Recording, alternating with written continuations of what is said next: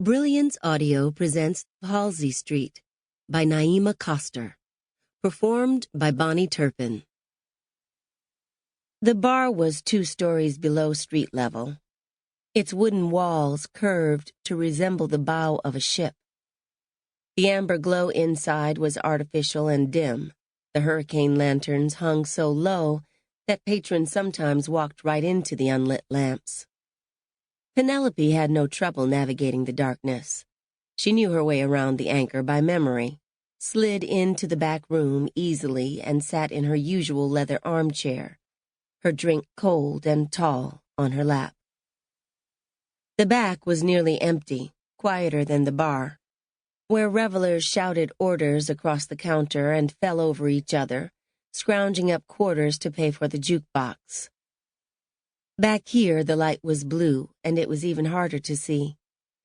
The blue light was meant to be starlight, this whole back room, the deck of the ship. The night sky and dark sea floated on the wallpaper, and a cratered aluminum moon revolved overhead. Penelope liked the way drinking back here could feel for a while like living inside a bad art installation. However cheap it was, she liked the immersion. The bartender knew to give her extra long shots of the gin she liked best, and sometimes, in gratitude, she kept him company while he worked. Other times, she sat back here and waited to take him home after his shift. But tonight she wasn't planning on spending the night with him, although he was generous and fine to talk to. Tonight, she wanted to be alone. It was her father's birthday, and she was celebrating. He had made it to 63. She had sent flowers and a copy of Stormy Weather, an old black and white musical they had watched together when she was a girl. She had called him 3 times over the course of the day to sing to him and tell him she loved him. On one call, he held the phone up to the air so she could hear the record he was playing. Penelope recognized the song by the lyrics, Lush Life, by Coltrane and Hartman. They had listened together for a while. His neighbor, Miss Beckett, had plans to go over and share dinner with him that night, which Penelope thought would be festive enough. There was nothing else that she would ask for, not even to be nearer to him for the day. It was sufficient that he was alive, and he wasn't alone. Happy birthday, Pop. Penelope toasted the dark and drank. Her gin was clean and fragrant. Cardamom, cucumber, juniper. She inhaled its perfume.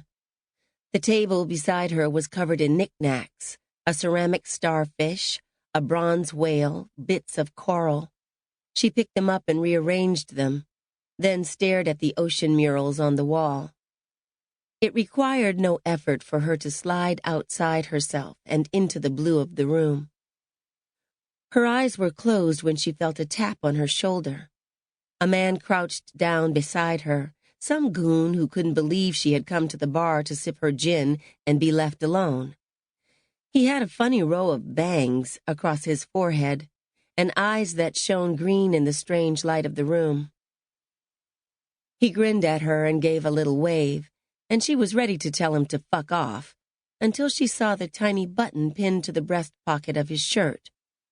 She squinted and made out the orange letters in the dark. He offered to buy her a drink. After this one, she said, still fixed on the button. They had the same alma mater, or they almost could have. The boy looked a bit younger, maybe 24 or 25, so they wouldn't have overlapped at school, even if Penelope had stayed all 4 years. She sized him up as if he were some radical alternate version of herself. Boyish, white, light-eyed, further along. He wore his plaid shirt unbuttoned over a T-shirt in an attempt to look casual, like a working man and not an aesthete, in a bar filled with servers and bartenders and cooks from across the city. His loafers gave him away. They were boxy, made of slick leather. She wouldn't have looked at him twice, if not for the button.